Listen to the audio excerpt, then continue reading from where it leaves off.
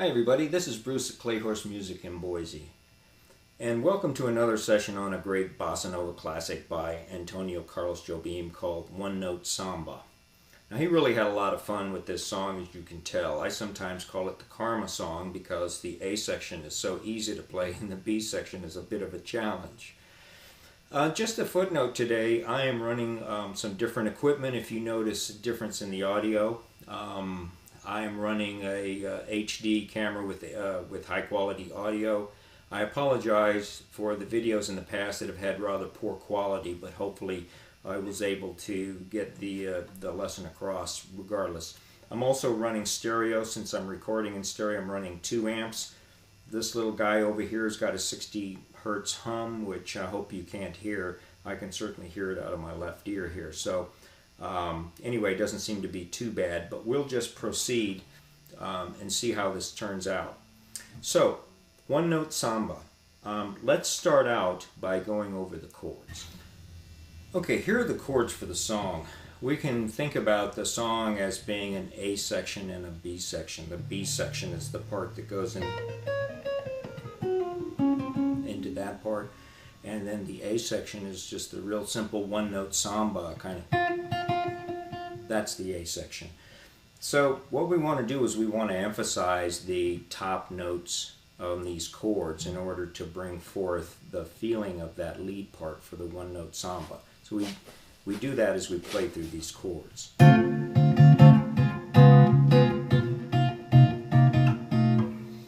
In all 4 of those chords, there was an F note that was maintained through all of them, and I made sure that that note came through very clearly at the top of the register so that the ear would pick that up and hear that lead part. So that's a D minor 7th, a D flat 7th, and then this is a C minor 7 add 11 down to a B7 flat 5.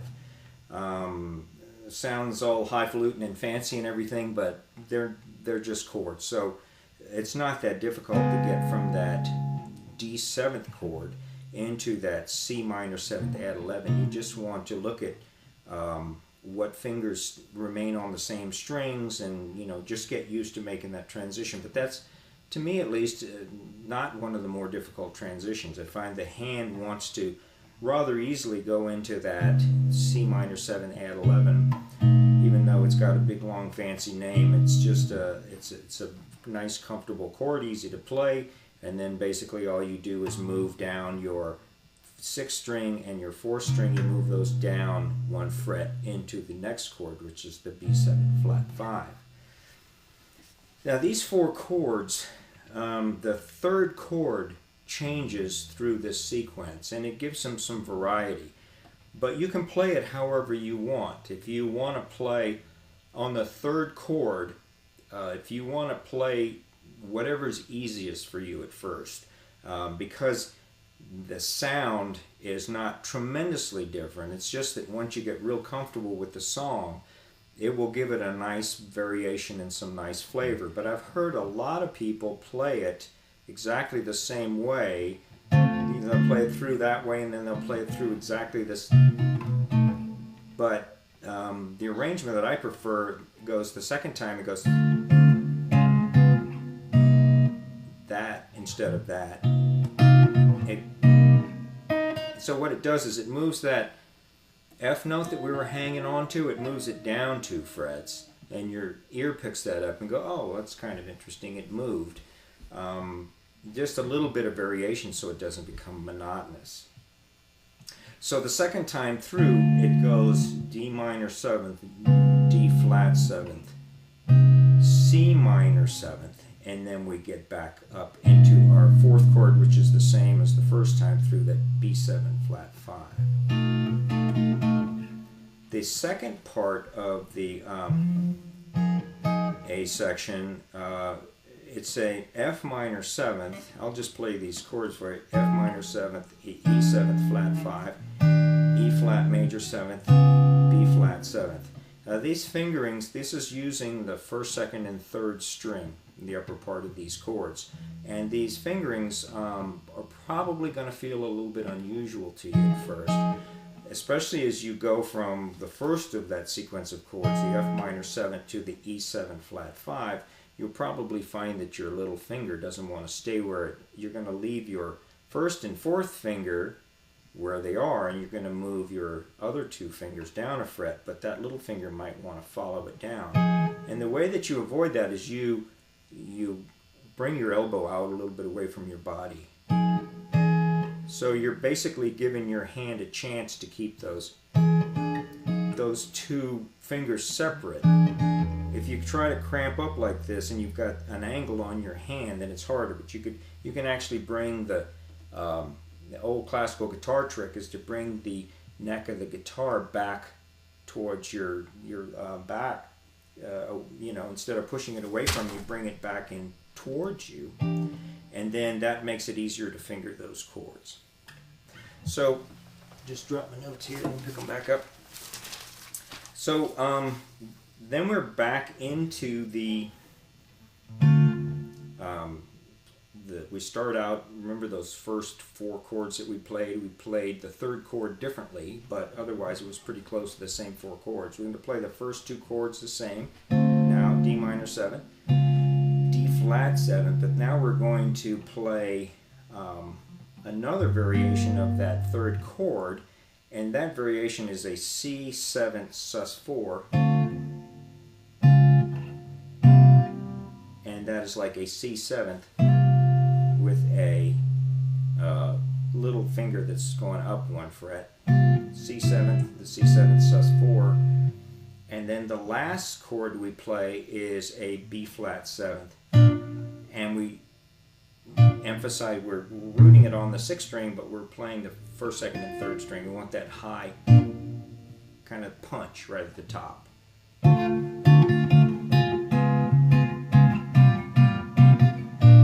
Like that. Okay? So that's gotten us through the A and the B section of the chords, and that's it. Now we'll basically go into the lead parts. Okay, the A section lead part is super simple. All it is just a matter of timing on the F note and on the A sharp note. You can come up here and you can play the F and the A sharp on the 3rd string and the 2nd string. That would be, the F would be on the 10th fret, and the A sharp would be on the 11th fret. And we also, as you heard, you drop down to that G sharp. When we first time through, that's kind of optional. The second time through, though, it's better if you don't drop. If you hold that, gives it that tension, that real one-note samba or two-note samba kind of feel to it. It's the less notes, the better.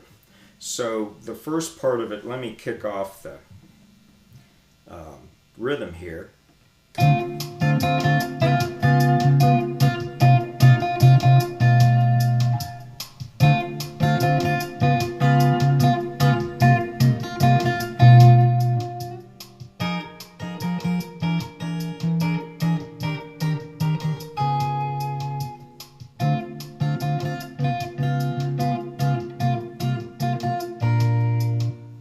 Second time through, it goes that note, and then when it gets to here, instead of just hold it there instead of going down there. Okay, is that simple or what? So now comes the karma part. Let's call that section that we just went over the A section in its entirety, and we will call this section the B section just for simplicity. The B section has a set of chords that accompanies it, and we will go over those chords, but let's go over the lead part first. Now let me play the lead for you to show you how it sounds.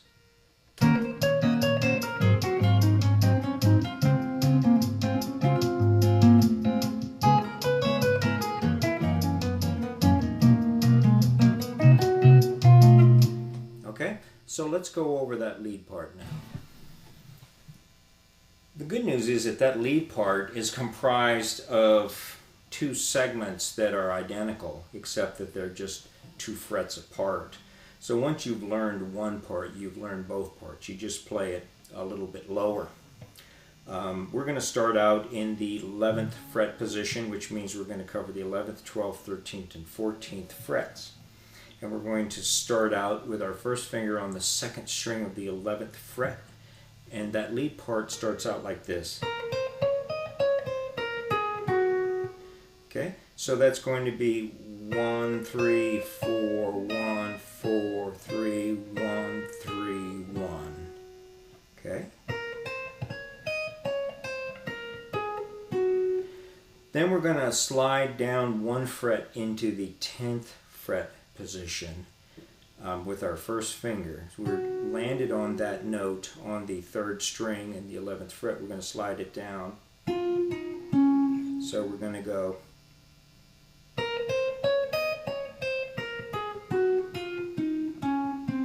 So to start, let's start by sliding it down because that's the beginning of that phrase. It's hard to start in the 10th position. It's easier to start in the 11th position than slide down to the 10th. So it goes.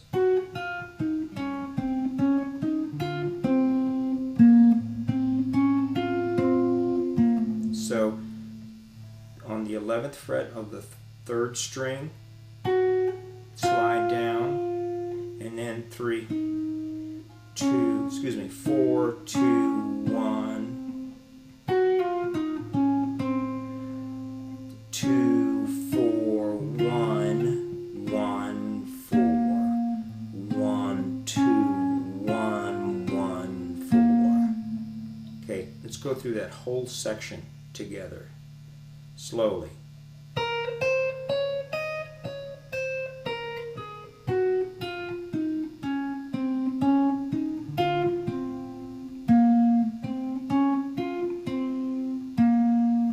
Now we just do exactly the same thing in the 9th fret position. Put your first finger on the 2nd string of the 9th fret.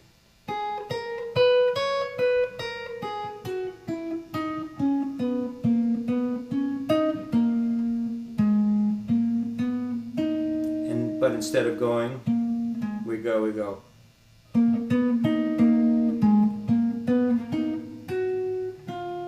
So let's go over that whole section here. Let's just break it into 2 pieces. On the 9th fret, 2nd string, first finger, 1, 3, 4, 1, 4, 3, 1, 3, 1, slide, 4, 2, 1, 2, 4, 1, 1, 4, 1, 2, 1, 4, 3. All right, what I'm going to do now is I'm going to play the whole B section lead part very slowly, the whole section. Okay, we're going to start right there on the 11th fret of the 2nd string. Okay, ready?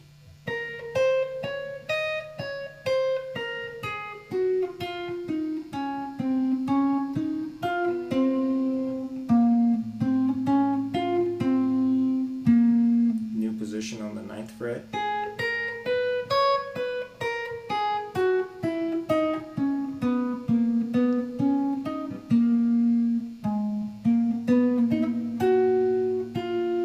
Okay, so that's the lead part. Now let's play it together up to speed, and I will count it in for you. 1, 2, 1, 2, 3, 4.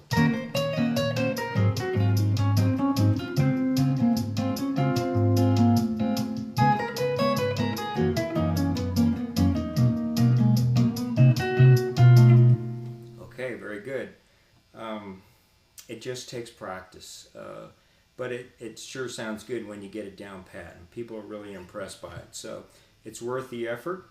Just practice at it, and maybe I'll make a backing track or something like that, which might help, but we'll see. Okay, so let's go over the chords now. Okay, the chords that accompany that really nice B section lead part sound like this.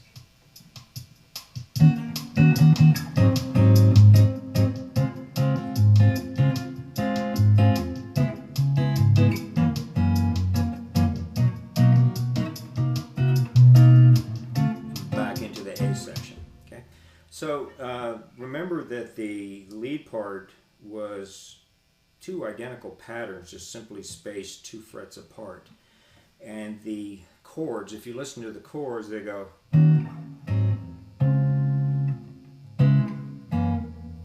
same idea. So we start out with an E flat minor 7th, and then go to an A flat 7th, and then a D major 7th. Basically the same thing again, 2 frets down. We have a D minor 7th, a G flat 7th, and a C flat major 7th. Then we have a little kind of a tricky deal here. We have a C minor 7th flat 5. Excuse me, that's the wrong chord. Okay, C7, C minor 7th flat 5. It's this. And then we slide all of the fingers except of our little finger down 1 fret. So we come from here.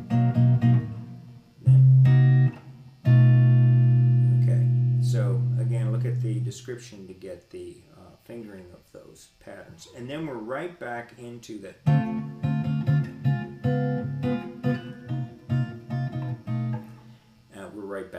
regular section.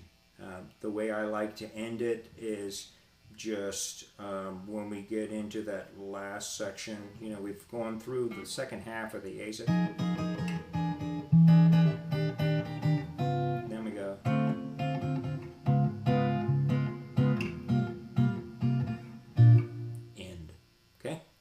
So that's pretty much it. I hope that you were able to pick up the majority of this in just a couple of sessions, and I hope you enjoyed playing it. It's one of the great classics of the Bossa Nova series. So thanks for listening, and I will see you in the next video.